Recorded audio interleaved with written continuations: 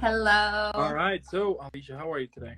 I'm wonderful, thank you. How are you? I'm doing good as well. What better way to finish up a hectic day with someone as awesome as you? You know what I mean? Thank you. I agree. Great way to end the Totally, day. totally.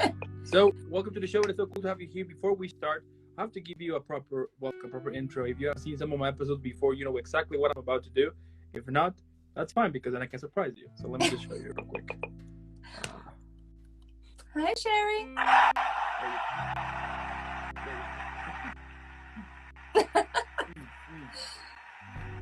Pretty epic, I know. Hey, David. So, starting with everything, with the whole interview now and everything, tell me how your acting career started. How it started? Well, I've been acting since high school. Mm-hmm. I began with theater, and then I did theater outside of high school. But I'd say my career started 8 years ago. Okay. When I wanted to learn more about film and television, and I dropped everything and moved to Toronto to do just that, to become an on-camera actor. And yeah, so I've been in it, pursuing it as a career for 8 years. Wow. Yeah. That is so cool. And so in 2017 you were in Resident Evil Eugenics Archives and It's Within. Tell me, like, were those some of your first projects, and what were some of the challenges that you have when you were recently starting with your career? Because I think we all have them, right? Whenever we are starting something, at first it's just this huge learning curve in which we don't know what the hell we're doing, basically, you know? 100%. I feel like for a few years I didn't know what I was doing. Okay. Yeah, when I moved to Toronto, I had no idea how to navigate the city, let alone the industry. I didn't know anyone. I was unrepresented. I didn't have an agent. So I had a lot to learn. I thankfully met some people, and I just asked a lot of questions.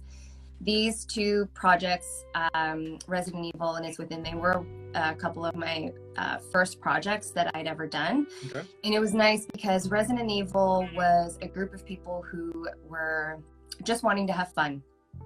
They were just passionate creators.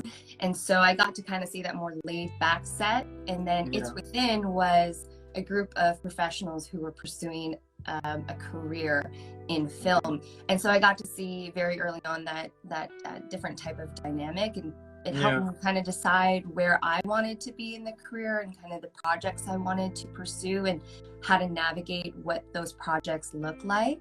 Because when you're not represented and you are having to look through castings yourself, it's so hard to know which ones are legit, which ones you want to be a part of. So yeah, I was very fortunate to get on with some really wonderful projects at the beginning. Yeah, that's so cool, the fact that you got to see both sides. Mm-hmm. Yeah, and I cool. Still work on projects like that because every now and then, I want to work on a passion project where it's just individuals like myself who are in the same caliber in their career, but just want to have fun and create something fun. Yeah. I love it.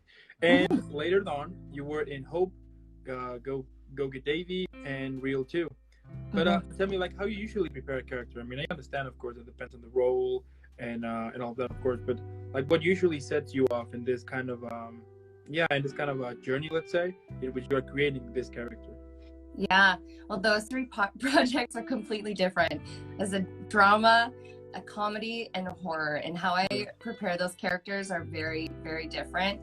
But one thing that's consistent with, regardless of the type of project I'm doing, is it's so important to understand the backstory of my character. And taking that in class, like, we were forced to write 3-page backstory for our characters, and now I don't do that so much, but I take before I even memorize the script, I'll read the full script over and over and over and over again to kind of figure out where that person is coming from, figure out the whole backstory.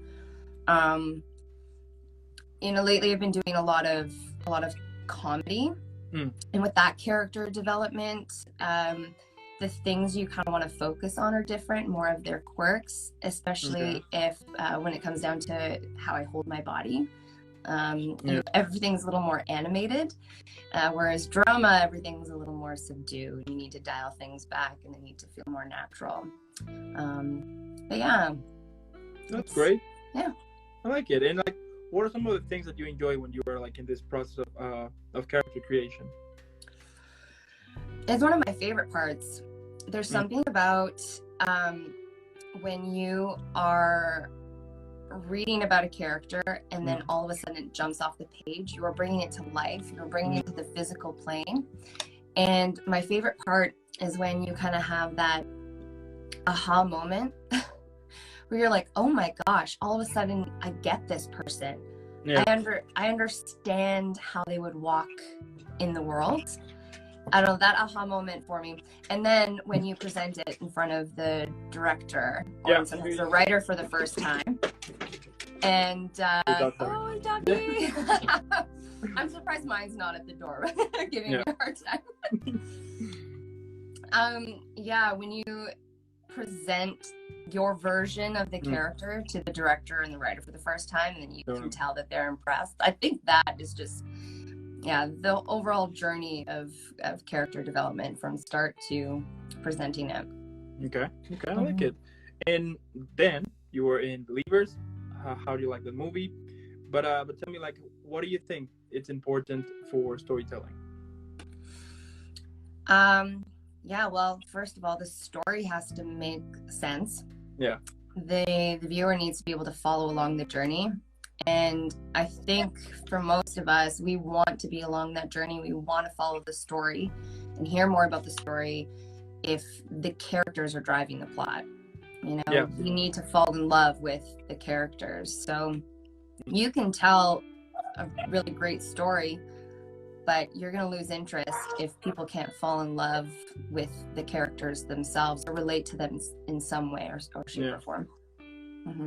Yeah, absolutely. And like, what advice would you what advice could you give to new actors, basically? So much. If I could go back in time and give myself some advice, the biggest thing I would say is if you are wanting to pursue this as a career, if you're wanting to be an actor, you need to commit. There can't be any backup plan. Totally. There can't be that second resort. Oh, if this doesn't work out, you have to. The biggest struggle I would say in this career is tackling your mind, your thoughts. And every day I practice that. I do this exercise called morning pages, and I'm always tackling the brain. I'm constantly envisioning what my future is going to look like in a positive way.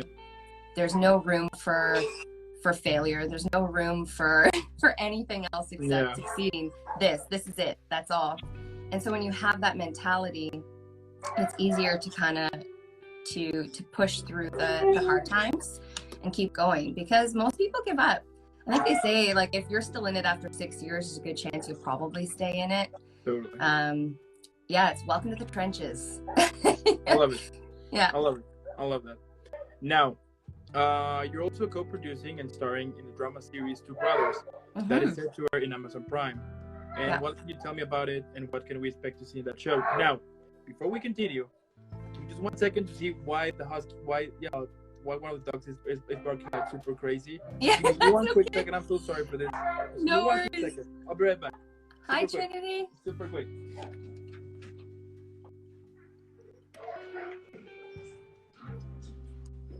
I've actually never been on a live before, so hi. Oh, I can see who's on it. Oh, Tiffany. Hi, Tiffany. Hey, girl. Hi. That's awesome. Thanks for joining on. Oh, I love you too. Hey, girl. Oh my gosh. Perfect. Sorry. Oh, it's all good.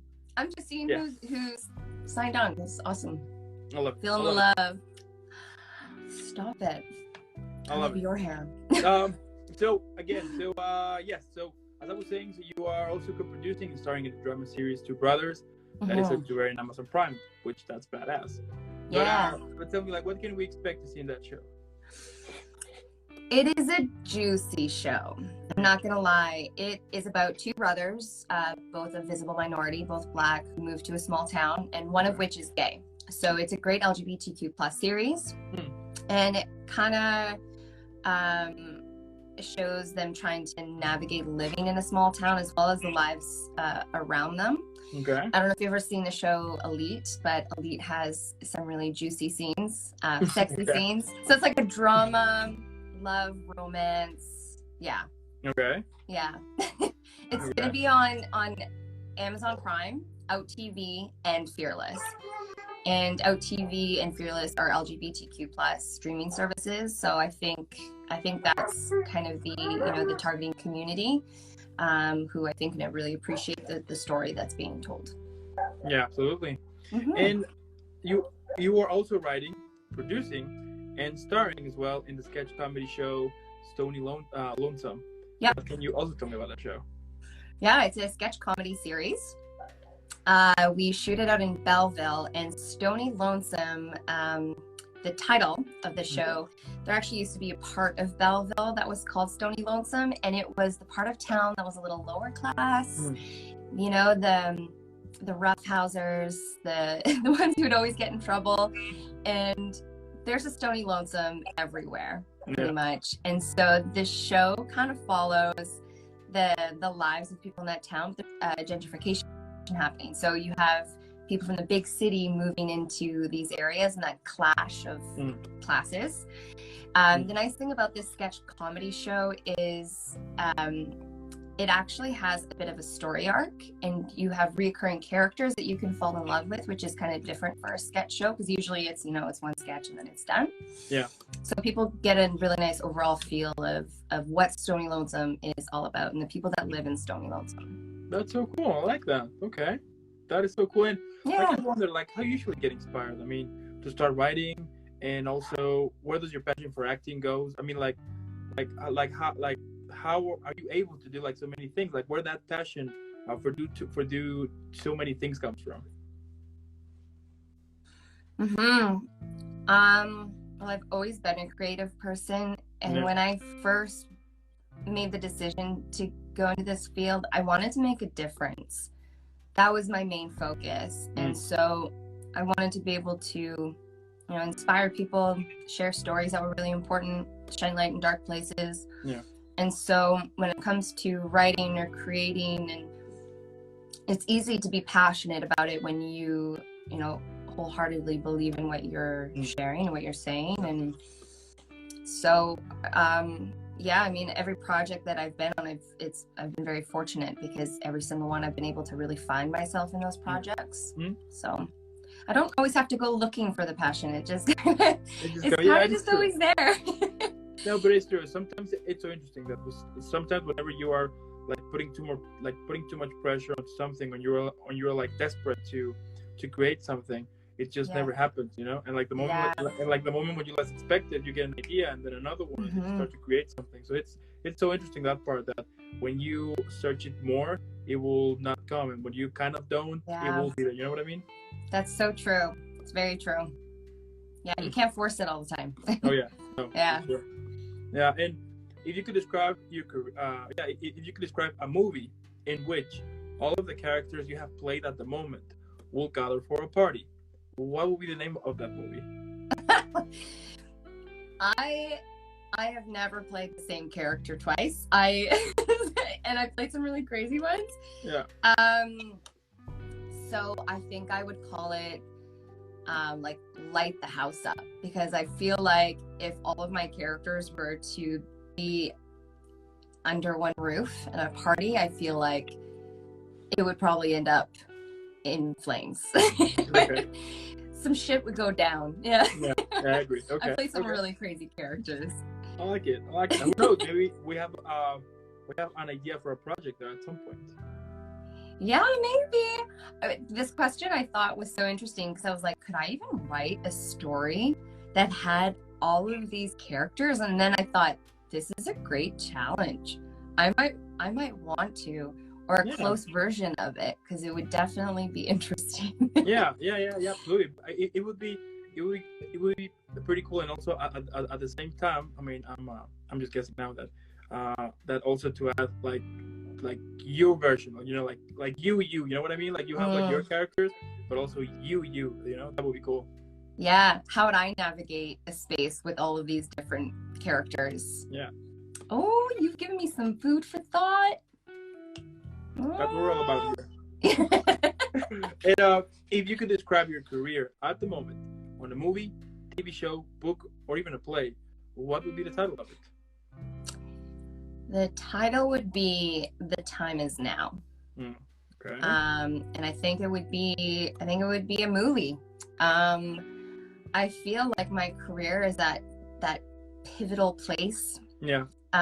Where things are finally starting to take off, you know, after 8 years of really hard work and dedication. And it's just like this last year, you know, it's been incredible. And I feel like all actors or writers, producers, directors, creatives, we kind of envision that moment where we're like, where you realize you've made it, you know, and that looks different for all of us. And lately I've just been feeling like, wow, it's happening. I feel like I've made it. And sure, I'm still struggling financially and whatever else, but I get to create every day.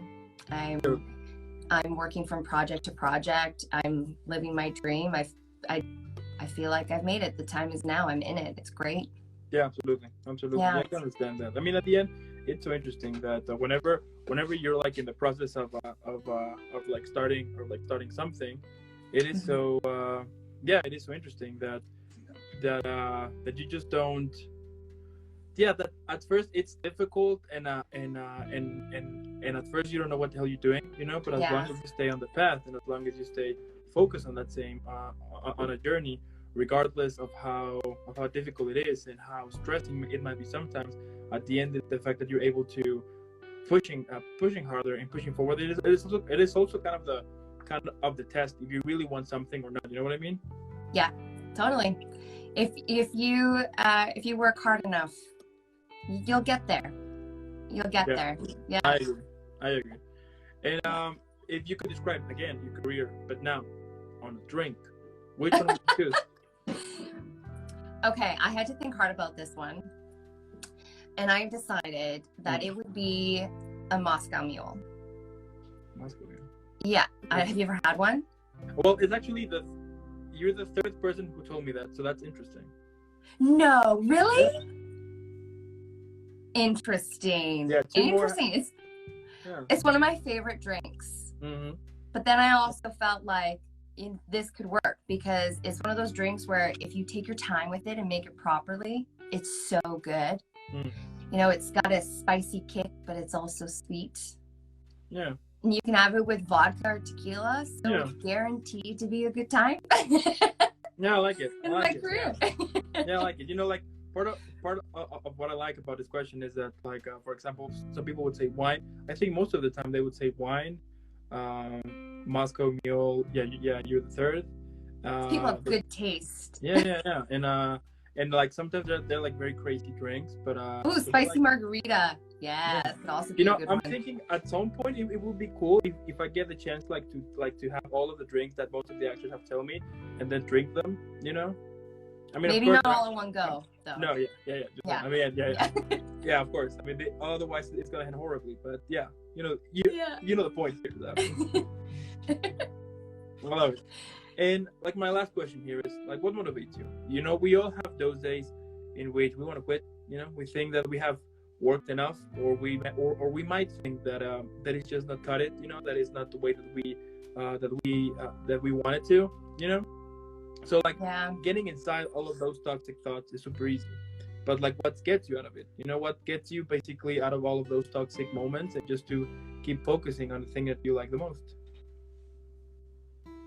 Yeah. A motivating factor, like the why is huge, and mine has changed throughout my career. And I have a couple, but there's one, and I'm almost embarrassed to admit what it is, because when I'm in my lowest low, it is the thing that pulls me out. I don't think I've ever told anyone this, but besides, you know, wanting to succeed, to help my family and all of that and support the people I love, there's also this selfish motivation where I kind of want to just prove to people that I did it. You know, as a kid, I had the cleft lip. I have the cleft lip. I had curly, frizzy red hair. I was a chubby kid. I was made fun of. You know, just growing up feeling like I was never worthy. I was an outcast. Yeah. And then to pursue a career that is so superficial and so hard to make it in, I look forward to the day where I can just be like, yeah, I was worthy. Yeah, I'm capable of anything. Yeah, I've made it to the top. There you go. And yeah, it is. Yeah, that's kind of the thing that really pulls me out. I just picture that moment. So yeah. I love it. So basically, starting from the bottom, now we're here. Yes. I'll also put that jam on when I'm feeling low. Yeah, not gonna lie. Sometimes you need a little Drake in your life. Yeah, totally. Yeah, I mean, it is also. I mean, what I've discovered also is that it is okay to have like those days sometimes. I think that I think also that it's kind of healthy for you to have those moments sometimes. So you kind of basically see where you're standing from, and also it is okay to. At some point you just want to kind of quit for a little bit, you know, for a couple of days, and then getting back to, you know, because one of the things that I discovered, for example, when I started creating this, is that at first I was like, yeah, I'm gonna go crazy, not stopping, hard work 24/7 and all of that, and then you realize it's not healthy or sustainable. After 3 months, I was just like I couldn't even sleep. I was just like anxious all the time. I was just crazy. I was like, yeah, no, this is not the way. No, if I continue like this, it's not gonna go away. No, it's so important to take breaks. I'm a hustler by, like, that's my natural being. Like, I always want to be doing something. If I'm not doing something, I feel guilty, and I've had to work on that. And then you have those low points, and they are okay, and they are necessary. They're so necessary because you don't appreciate when things are going so well, or when you have some accomplishment. It's so much bigger, and you have so much more gratitude after you've had a real low. And it's important to take those breaks. You're not quitting, but you are realizing that pursuing a dream 100% of every single day isn't sustainable, and that you got to nurture your being, who you are. It's such a learning curve. I can understand that. Mm-hmm. But hey, I mean, at the end, what can I say, Allisha? I mean, you are badass. Basically, it is so cool what you do, and the fact that you have, and that is like one of the things that I do like most about interviewing actors. That I just think that you guys are kind of the superheroes of this thing that we call life. The reason is because you basically, regardless of how difficult or how stressful your personal life might be, when it's time to perform, you always put that aside and just give us your best performance, and that takes guts. I mean, besides of being professional, that takes a lot of courage to having, even if you're like on your worst moment, to just put that aside and just play someone totally different as you for a moment. I mean, that's hard, and I do think that we should like admire more of that. And the fact, for example, on your career, that you have been doing so many stuff, from comedy to drama to horror, that also speaks about how flexible you are, but also how professional and badass you are, basically. So. Oh, that is so kind of you to say. Yeah, absolutely. I appreciate your perspective. Thank you. Absolutely. And also, I want to thank those for watching this right now. Thank you so much. If you're watching this later, either here on Instagram or later on YouTube or listening on Spotify or Apple Podcasts, make sure that you're following Allisha. If you already do, fantastic. What we're going to do now is that we're going to make her viral. #Team Allisha. Thank you guys, and thank you all my friends and family who came out. I wouldn't be here without my support system. I will just say that. Totally. Talk about those low days. Having the people in my life, that's another thing, is I'm not allowed to quit. If at any time I was like, guys, I don't think I can do it, they'd be like, no. Put on your big girl panties and keep going. So I'm very grateful for them, because it is inspiring, and we do need more people these days that could actually give us like a reason to get inspired, you know. And the fact that you're making it happen, you know, and as you're seeing right now, that you have thousands of people a lot of people who support you and is gonna do their best to make sure that you continue pushing your career because you're badass and awesome. And before I send you off, I need to send you off properly so you know what is coming again. So, there you go. Thank you. Amazing. It's been a pleasure. And keep rocking, keep being amazing, and I'll see you in the next one. Thank you. You as well. All right, bye everyone. Bye, everyone. Bye.